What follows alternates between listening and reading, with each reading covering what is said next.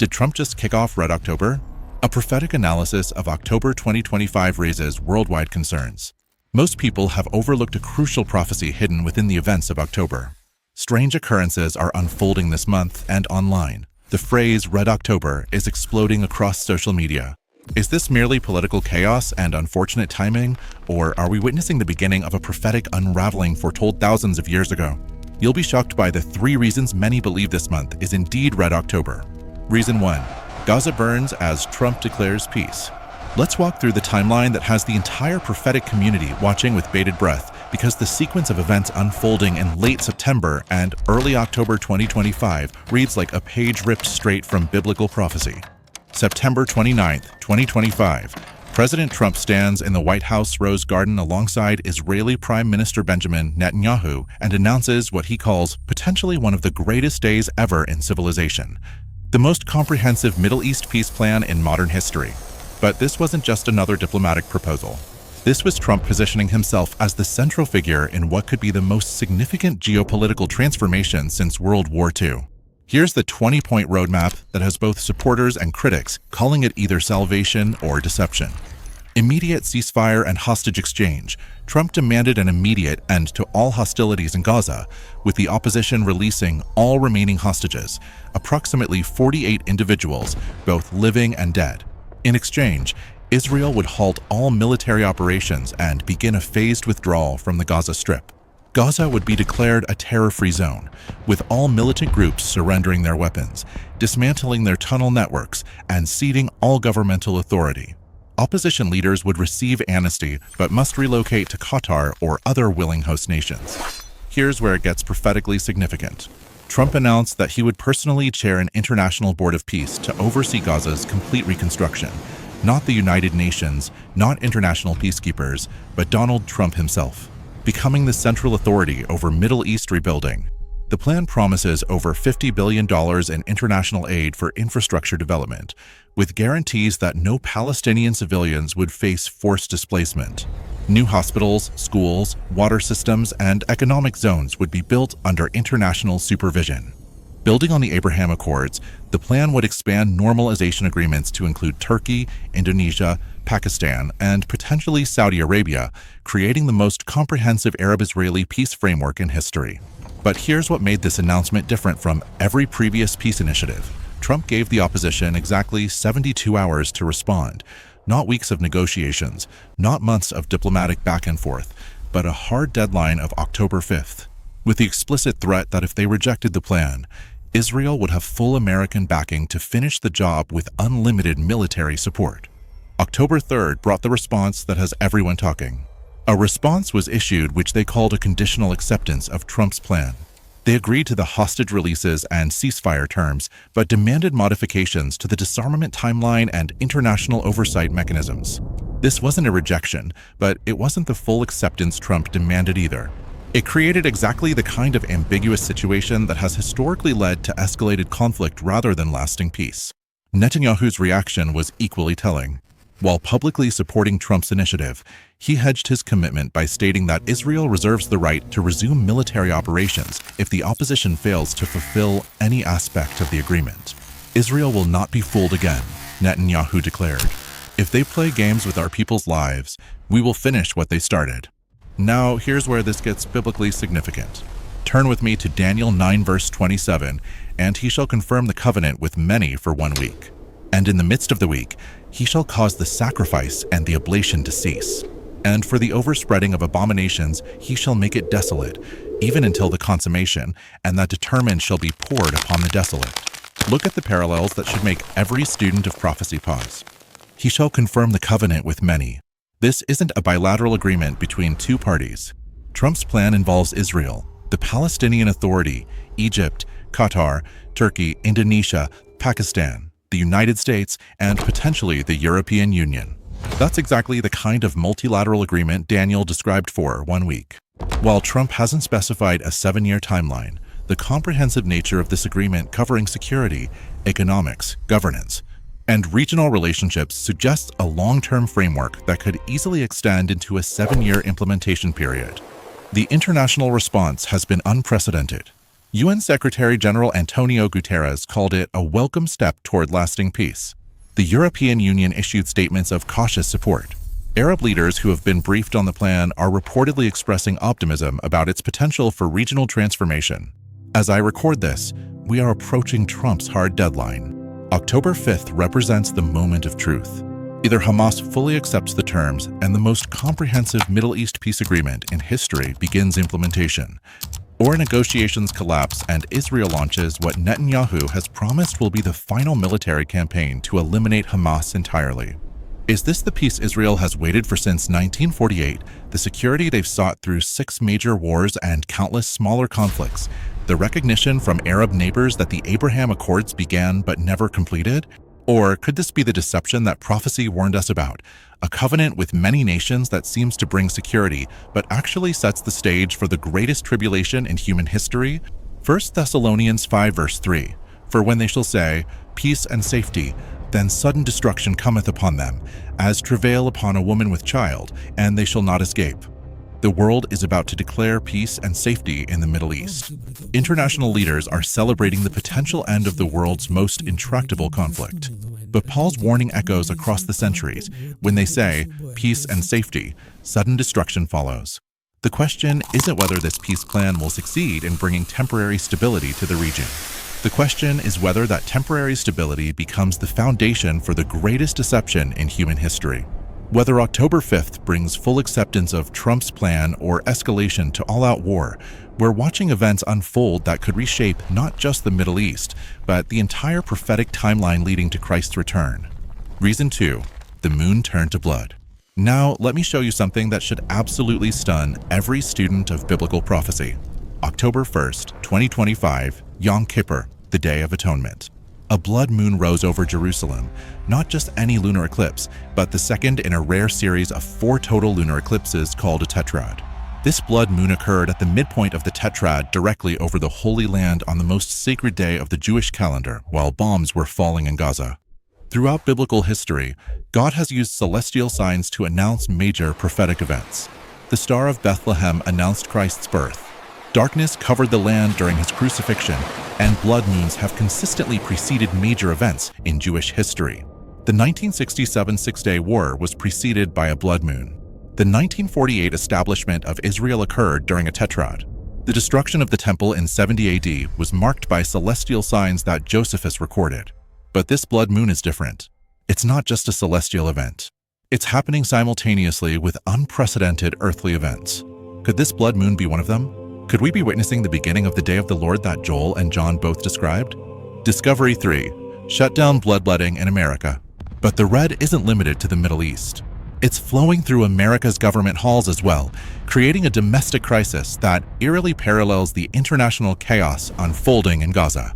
October 1st, 2025, the exact same day as the blood moon over Jerusalem, the United States government shut down for the 4th time in 7 years. But this shutdown is different from previous government closures. This one carries prophetic implications that should make every believer take notice. As Jewish families around the world were witnessing the moon turn to blood above the holy city, American federal workers were receiving furlough notices. As Trump's peace deadline loomed over Gaza, America's own government was collapsing into dysfunction. The synchronicity is staggering. The timing is unprecedented, and the biblical parallels are impossible to ignore. The scale of economic bloodletting. We're now on day 4 of this crisis, and the economic bloodletting is unlike anything we've seen in previous shutdowns. Here are the numbers that should alarm every American. 800,000 federal workers furloughed indefinitely. That's not just statistics. That's 800,000 families suddenly without income, 800,000 households facing immediate financial crisis, $26 billion in federal funding frozen across multiple agencies. National parks closed, leaving millions of visitors stranded. Essential services suspended in what the media is calling selective enforcement targeting Democratic strongholds. The Dow Jones dropped 1.5% on the first day alone as markets panic over prolonged political chaos. Financial analysts are warning that if the shutdown extends beyond 2 weeks, it could trigger a broader economic recession. Agricultural payments to farmers have been halted just as harvest season peaks. Social Security offices are closed, leaving elderly Americans unable to access their benefits. Here's what should terrify every student of biblical prophecy. This domestic collapse is happening at the exact moment when America should be projecting strength internationally. A peace deal being negotiated abroad while destruction unfolds at home. International allies are questioning America's reliability as a peace broker when it cannot even keep its own government functioning. Throughout Scripture, God uses internal chaos to judge nations that turn away from his purposes. Judah's destruction by Babylon was preceded by decades of internal spiritual and political decay that weakened the nation from within. Even pagan empires like Babylon and Persia fell when internal division made them susceptible to external pressure. The prophetic significance of America's role. Many Bible scholars believe that America's role in end times prophecy is not as a major player, but as a declining power that enables other nations to take center stage. The shutdown may be accelerating that prophetic trajectory. If America cannot keep its own government functioning, how can it maintain its role as global superpower?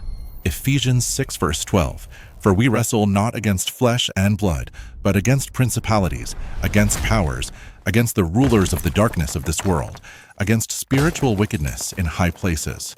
What we are witnessing isn't just political dysfunction. It's spiritual warfare playing out through governmental chaos. The countdown continues as we approach Trump's October 5th deadline for Hamas's response. America's government remains paralyzed. As Israel prepares for either peace or total war, America's political system bleeds credibility and effectiveness. Is this the calm before the judgment, the internal weakness that precedes external catastrophe, the domestic division that enables international chaos? Discovery 4, Red Heifers, Temple Prep, and the Beast.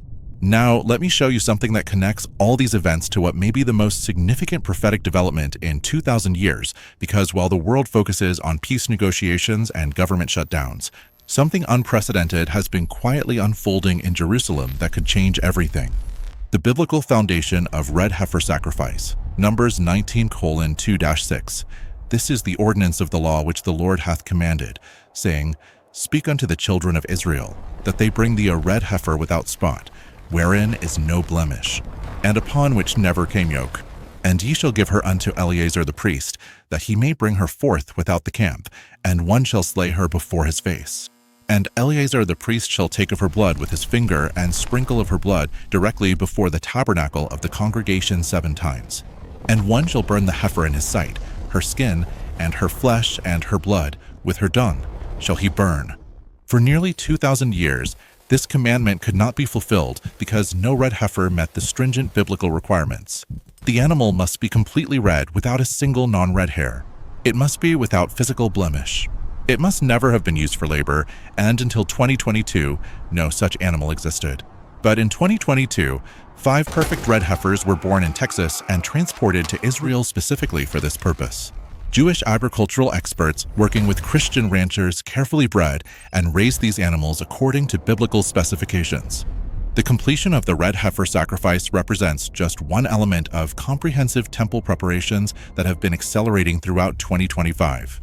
The Temple Institute in Jerusalem has spent decades recreating every vessel, garment, and instrument required for temple service: golden menorahs, silver trumpets, priestly vestments, altar implements. Everything described in Exodus and Leviticus has been painstakingly reproduced.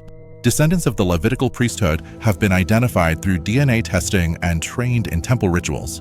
Architectural plans for the third temple have been completed and approved by leading rabbinical authorities. The cornerstone has been cut and prepared for placement.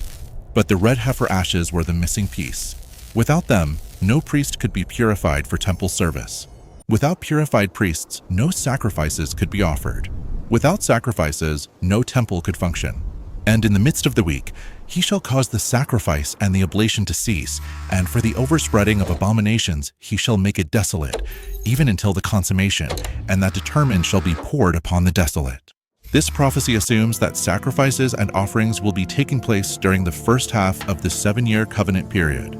For that to happen, a temple must be functioning. For a temple to function, red heifer ashes must be available for priestly purification. The timing is not coincidental. As Trump negotiates what could be the covenant with many, the sacrificial system that Daniel predicted is being restored. But there's a massive political obstacle that makes temple construction seem impossible. The Dome of the Rock sits on the Temple Mount, one of Islam's holiest sites. Any attempt to build a Jewish temple there would immediately trigger global warfare unless something changes that political reality.